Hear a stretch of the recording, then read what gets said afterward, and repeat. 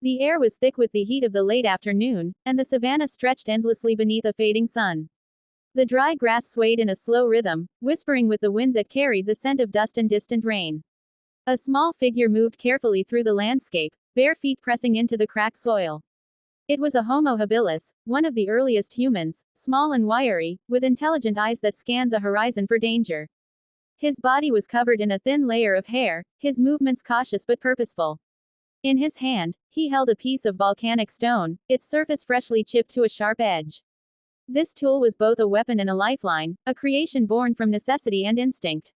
He crouched near a fallen tree, his nimble fingers working with patience and skill.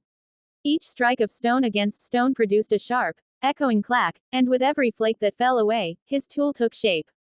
It was crude, but in his world, it was the difference between life and death. Around him, the sounds of ancient life filled the air, distant calls of early elephants, the croak of primitive frogs, and the rustle of unseen creatures moving through the undergrowth. This was a world raw and untamed, ruled by instinct, strength, and adaptation. Unbeknownst to him, eyes watched from the tall grass not far away. A giant prehistoric fox, larger than any of her modern descendants, was prowling silently. Her reddish-brown fur shimmered faintly in the light, her lean body tense and hungry. She was a mother, driven by the needs of her young hidden in a den somewhere beyond the ridge. Food was scarce this season, and desperation had sharpened her courage. Her kind usually hunted small animals, rodents, birds, and lizards, but hunger could make any creature bold. The strange upright being before her was unfamiliar, smaller than the great predators she feared, but it carried the scent of flesh, and that was enough. The Homo habilis paused suddenly, his instincts prickling. He had learned to read the silence of the savanna. When the birds stopped calling and the insects quieted, something dangerous was near. He turned his head slowly, nostrils flaring, eyes scanning the tall golden grass.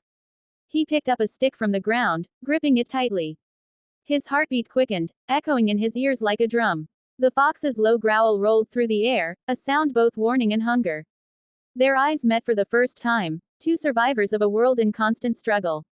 For a moment, neither moved. The fox crouched low, muscles coiled like springs, her yellow eyes locked on her prey. The human's breath came in shallow bursts as he shifted his stance, raising the stick and baring his teeth in an instinctive gesture of defiance. He had faced danger before, saber-toothed cats, giant birds, and other scavengers, but this was different. This was a contest of wills, not size. The fox crept closer, her paws silent on the earth, her nose twitching with each breath. The early human let out a hoarse cry, a mixture of fear and warning, slamming the stone tool against a rock to make a sharp, startling noise. The sound shattered the stillness, and for a second the fox hesitated. Her hunger battled her instinct to flee. She lunged suddenly, teeth flashing white in the dimming light. The Homo habilis swung his stick wildly, striking her across the muzzle. She yelped and twisted away, circling him, snarling in frustration. He seized a handful of dust and threw it toward her, the sudden cloud confusing her senses. Taking his chance, he backed toward a cluster of rocks, keeping his weapon raised. The fox advanced again, slower this time, wary of the strange creature's defiance. Minutes passed in tense silence. The sun dipped lower, shadows stretching like dark fingers across the ground.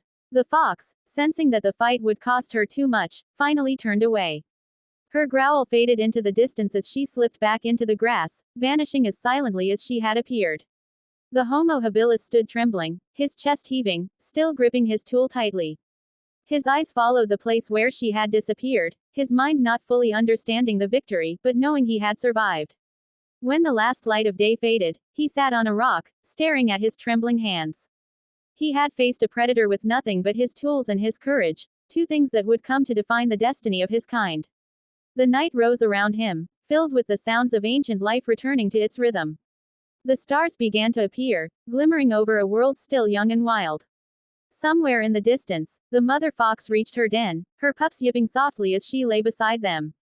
Both she and the small human had lived another day in a world where survival was the only law.